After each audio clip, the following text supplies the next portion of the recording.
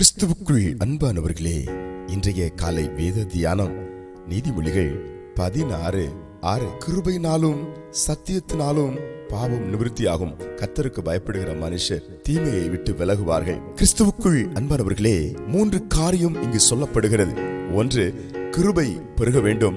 2, சத்தியத்தை அறிகிற அறிவு வேண்டும். 3, கர்த்தருக்கு பயப்பட வேண்டும். இந்த 3ம் நமக்குள்ளே காணப்பட்டால் நாம் பாக்கியவான்கள், நாம் பாக்கியவதிகள். இந்த காலை நேரத்தில் ஆண்டவர் கிருபையும் சத்தியத்தையும் தெய்வ பயத்தையும் நமக்குள்ளே உருவாக்கி நம்மை விசேஷித்தவர்களாய் மாற்றி உலகத்துக்கு பிரகாசிக்கும் சுடர்களாய் வைக்க கர்த்தர் விரும்புகிறார். கலங்காதிருங்கள்.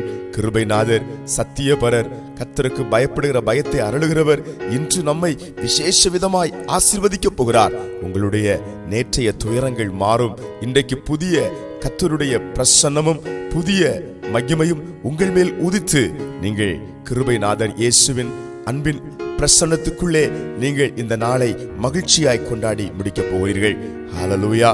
ஒப்பு கொடுக்கலாம். ஆண்டவரே, இன்றைக்கும் அந்த கிருபையும் அந்த சத்தியமும் உமக்கு பயப்படுகிற பயமும் என்னில் நிரம்பி வழியட்டும். திரும்ப திரும்ப இதை நாம் செய்யும் போது திரும்ப திரும்ப தேவனுடைய ஆசீர்வாதம் நம்மில இறங்கி கொண்டிருக்கும். ஜெபிக்கலாம். அன்பின் பிதாவே, கிருபைநாதரே, சத்தியநாதரே, உமக்கு பயப்படுகிற பிள்ளைகளுக்கு அற்புதங்களை செய்கிறவரே, இப்பொழுதும் ஜெபத்தில் இணைந்திருக்கிற உம்முடைய பிள்ளைகளை தேவன் பல மடங்கு ஆசீர்வதிப்பதுக்காய் ஸ்தோத்திரம். இன்றைய தினம் ஒரு அற்புதத்தினாலாய் மாறிவிட்டதுக்காய் ஸ்தோத்திரம். இயேசுவின் நாமத்தில் ஆமென், ஆமென்.